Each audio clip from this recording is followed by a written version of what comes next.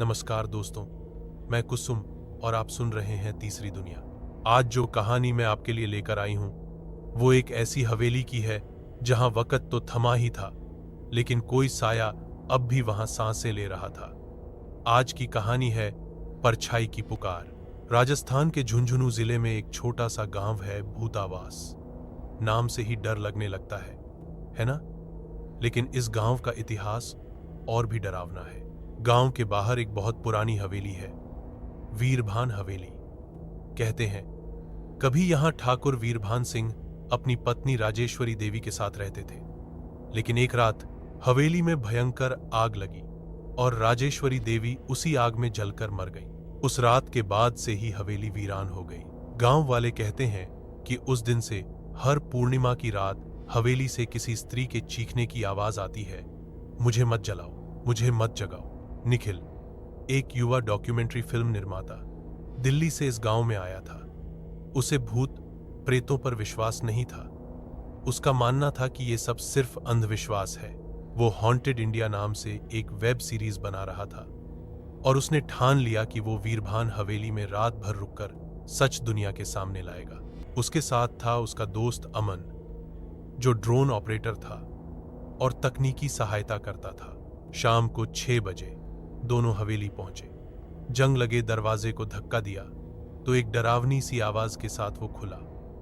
अंदर गहराई से आती सीलन, जाले, टूटी छतें और एक डरावनी खामोशी थी। अमन बोला, भाई, ये जगह सही नहीं लग रही, कुछ तो अजीब है यहां।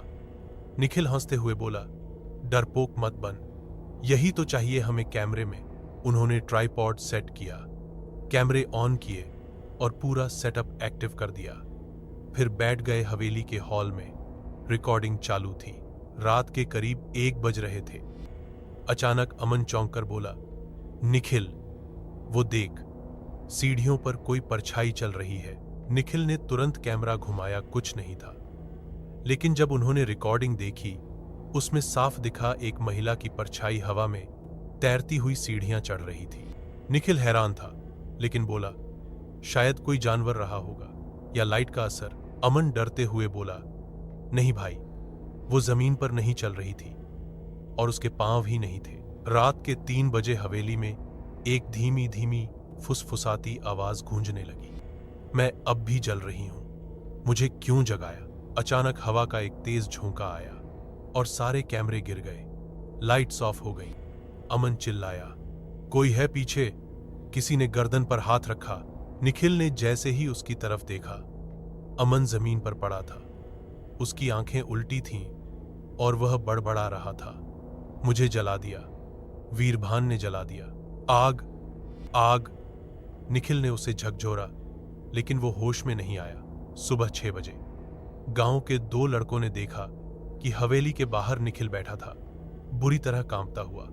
उसके बाल रातों रात सफेद हो चुके थे। वो बस एक ही बात दोहराए जा रहा था, वो वापस आ गई है, परछाई लौट आई है। गांव के बुजुर्गों ने जब ये सुना तो उन्होंने निखिल से कुछ नहीं पूछा, बल्कि हवन की तैयारी शुरू कर दी। बुजुर्ग रामनाथ ने बताया, राजेश्वरी देवी को लोग डायन समझते थे। कहते हैं कि वो काले जादू में लिप्त थी।